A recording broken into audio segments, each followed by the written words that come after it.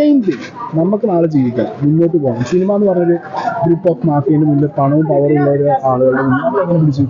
ഈ movie review പറയണവര് നിങ്ങളുടെ സംഘടനകൾ ഉണ്ടാവില്ല. കാരണം ഈ ഉണ്ണിയൊക്കെ ആയിട്ട് കുറച്ച് പ്രശ്നങ്ങളുണ്ടായിരുന്നു. അപ്പൊ അതിനകത്ത് സായി പ്രതികരിക്കുന്നുണ്ട്. അപ്പൊ അവര് ഈ സംഘടനയിലുണ്ട്, ഉണ്ണിയുണ്ട്, ഞാനുണ്ട്, ഷസാമുണ്ട്, നമുക്കതിനകത്ത്. ഇപ്പൊ റിവ്യൂസിന്റെ കാര്യം പറയുമ്പോ കുറച്ച് മുന്നേ ഒരു എല്ലാരും കൂടിയിട്ട് ലൈവ് പോയിട്ടുണ്ടായിരുന്നു. ആ ലൈവിൽ അടിയിൽ വന്ന് കുറെ കമന്റ് പറഞ്ഞാല് ഞങ്ങളാണ് സിനിമ ഭരിക്കുന്നത്, ഞങ്ങളുടെ കീഴിലാണ് സിനിമ ഭരിക്കുന്ന രീതിയിൽ കമന്റ് കണ്ടിട്ടുണ്ടാവും ചെയ്തിരിക്കുന്നു കമന്റ് ഒക്കെ. അതിനോട് എന്താ പ്രതികരിക്കാനുള്ളത്? അല്ല ഞങ്ങള്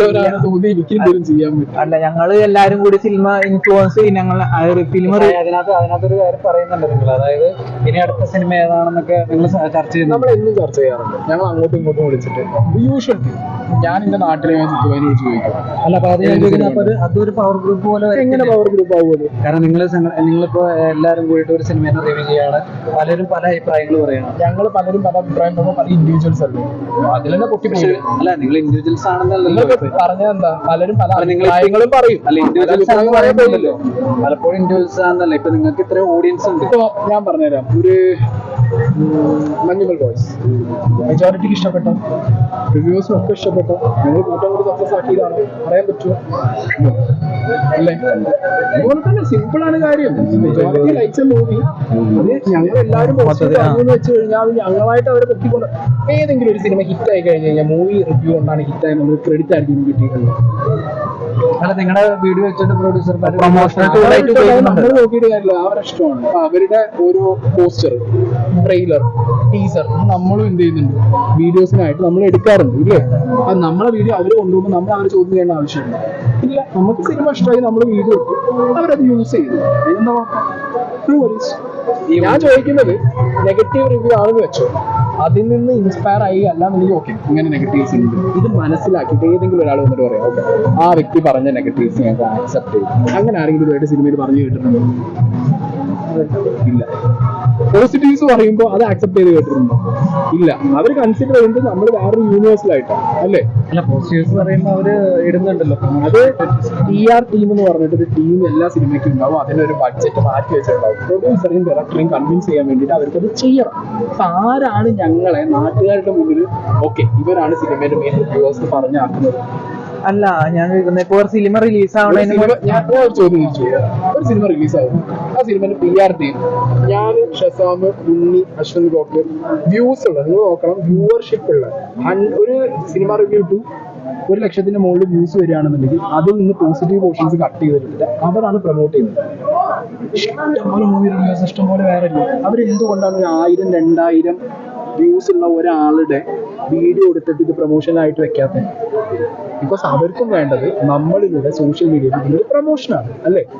അതിനുവേണ്ടി അവർ നമ്മളെ യൂസ് ചെയ്യുമ്പോൾ ജനങ്ങളെ മുന്നിൽ ഞങ്ങളാണ് പവർ ഗ്രൂപ്പ് എന്ന് അവരല്ലേ കാണിച്ചു കൊടുക്കുന്നത്, നമ്മളാണോ പറയുന്നത്? നമ്മളൊന്നും പറയുന്നൊന്നുമില്ല, നമ്മൾ എവിടെ ക്ലെയിം ചെയ്തിട്ടില്ല.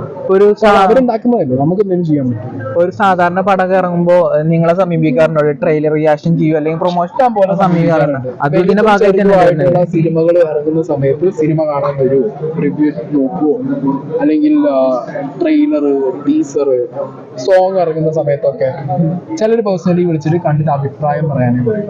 ചിലർ ഇതൊന്ന് റിയാക്ട് ചെയ്യൂ. റിയാക്ട് ഇൻ ദ സെൻസ് നിങ്ങൾ എന്തെങ്കിലും പറഞ്ഞോ എന്ന് പറയും. പക്ഷെ എന്റെ അറിവില് എനിക്കറിയുന്നവരുടെ കൂട്ടത്തിൽ ആരും അതൊരു ഓഫറായിട്ടൊന്നും എടുത്തിട്ടില്ല. ചില ടൈമിൽ ഇഷ്ടപ്പെടുമ്പോൾ നമ്മൾ ചെയ്യാറുണ്ട്, ചില നമ്മൾ അറിയാതെ പോകുമ്പോൾ നമുക്ക് കിട്ടുമ്പോൾ നമ്മൾ ഇഷ്ടപ്പെട്ട് ചെയ്യാറുണ്ട്.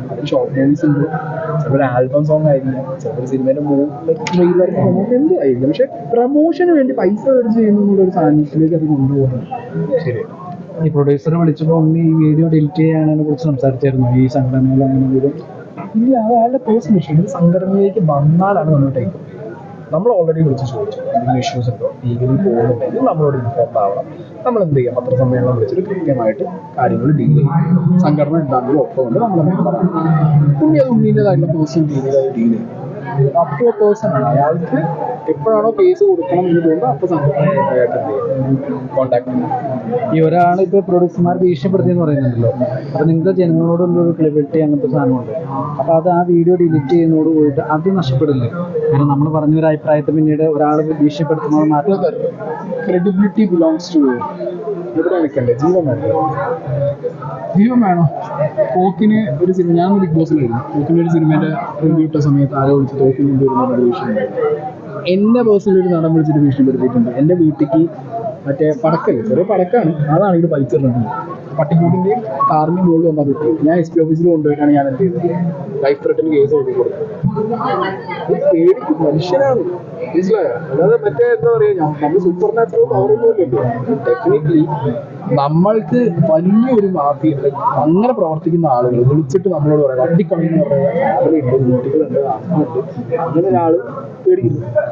നിങ്ങളാലോചിക്കും, കോമൺ സെൻസ് ആണ്. നിങ്ങളിപ്പോൾ വീഡിയോ എടുത്തു എൻ്റെ, ഓക്കെ, ഞാനൊരു സാധാ കോണ്ടന്റ് ആയിട്ട് ഒന്നും ചെയ്യാൻ പറ്റും. ഞാൻ പറഞ്ഞു നിങ്ങളൊരു സിനിമേൻ്റെ പ്രൊമോഷൻ, ഞാൻ പ്രൊമോഷൻ ചെയ്യുന്ന എത്ര ചാനലുണ്ട് ഇവിടെ, സിനിമ എല്ലാവരും ചെയ്യുമ്പോൾ നിങ്ങളോട് വിളിച്ചിട്ട് ചില ടീം പറയാറില്ലേ സ്ട്രൈക്ക് അടിക്കും, മാറ്റണം.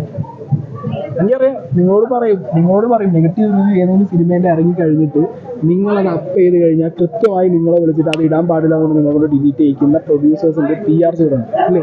ഇല്ലാന്ന് നിങ്ങൾക്ക് പറയാൻ പറ്റും. ഉണ്ട്. അങ്ങനെ അവരെ നിങ്ങൾ മേടിക്കുന്നുണ്ട്, അപ്പൊ നിങ്ങൾ ക്രെഡിബിലിറ്റി പോയില്ലേ? നിങ്ങളുടെ നാട്ടുകാർക്ക് എന്താ കൊടുക്കുന്നത്? നിങ്ങളതും കാണാറുണ്ടല്ലോ അല്ലേ? മൂവി റിവ്യൂ വരുന്നതിന് മുമ്പ് തിയേറ്റർ റെസ്പോൺസ് ആണ് ഏറ്റവും കൂടുതലാണ് കാണാറ്. അപ്പൊ നിങ്ങൾ അത് ഡിലീറ്റ് ചെയ്ത് കളയുമ്പോൾ നിങ്ങളുടെ ക്രെഡിബിലിറ്റിയും പോവാറില്ല. സെയിം തിങ് നമുക്ക് നാളെ ജീവിക്കാം, മുന്നോട്ട് പോകാം. സിനിമ എന്ന് പറഞ്ഞൊരു ഗ്രൂപ്പ് ഓഫ് മാഫിയന്റെ മുന്നിൽ പണവും പവറും ഉള്ള ഒരു ആളുകളുടെ മുന്നിൽ എങ്ങനെ പിടിച്ചു? വിശ്വസിക്കുന്നുണ്ട് മാഫിയ ഉണ്ടെന്ന്. ഡെഫിനറ്റ്ലി ഇത് ആരും ഇല്ലാന്ന് പറയുന്നത്, ഡെഫിനറ്റ്ലി ഇത് ഇല്ലാന്ന് ആർക്കും പറയാൻ പറ്റും. ഇത് ആദ്യമായിട്ടല്ലല്ലോ, മുന്നേട് ഇതേപോലെ ഭീഷണി കാര്യങ്ങൾ ഫോൺ കോൾ അടക്കം നടന്റെ ഭാഗത്ത് വന്നിട്ടുണ്ട്. എന്നിട്ടും ഇതേപോലെ തന്നെ അയാൾ സ്പേസ് ചെയ്യട്ടെ എന്ന രീതിയിൽ ഞങ്ങൾ ഗ്രൂപ്പാണ്. അതേപോലെ തന്നെ ഒരു ഗ്രൂപ്പ് റിവ്യൂസ് പറഞ്ഞ ഒരു ഗ്രൂപ്പ് തന്നെ. ഇപ്പൊ നിന്റെ ചാനലിൽ ഒരാൾ വിളിച്ചിട്ട് ഈ മൂവി റിവ്യൂ ഇട്ട സമയത്ത് അത് ഡൗൺ ചെയ്യുമെന്ന് പറഞ്ഞിട്ടുണ്ട് ഇല്ലേ?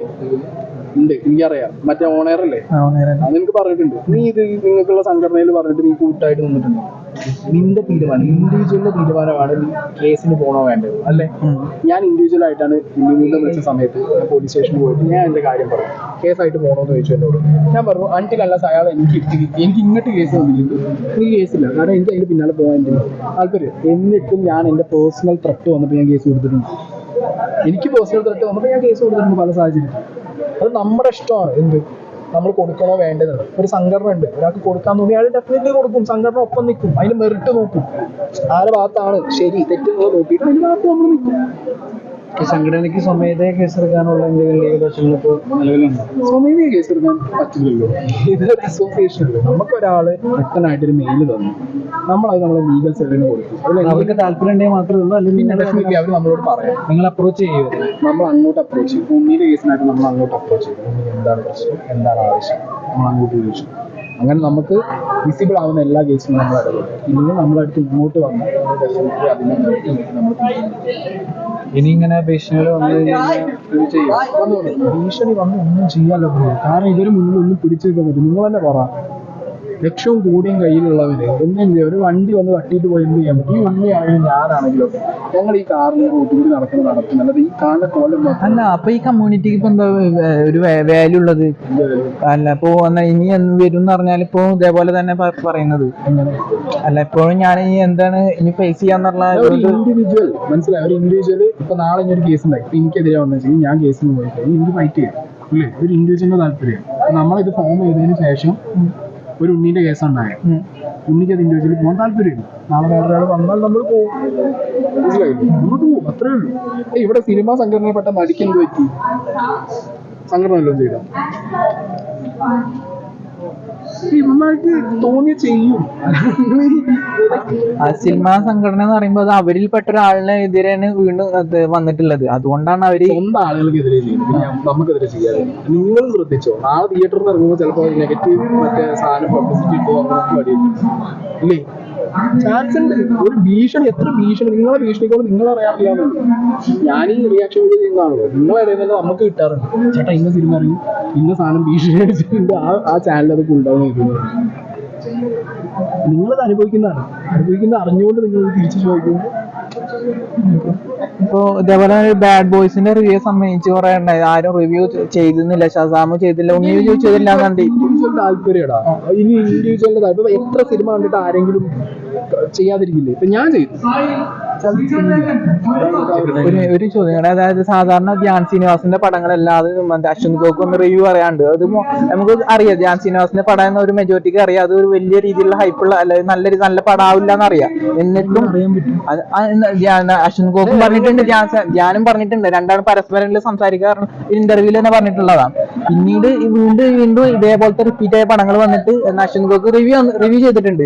പക്ഷെ ഇങ്ങനെ ഒരു പടം ബാഡ് ബോയ്സ് എന്ന പടം വരുമ്പോൾ അദ്ദേഹത്തിന് താല്പര്യം നിങ്ങൾ കിട്ടാൻ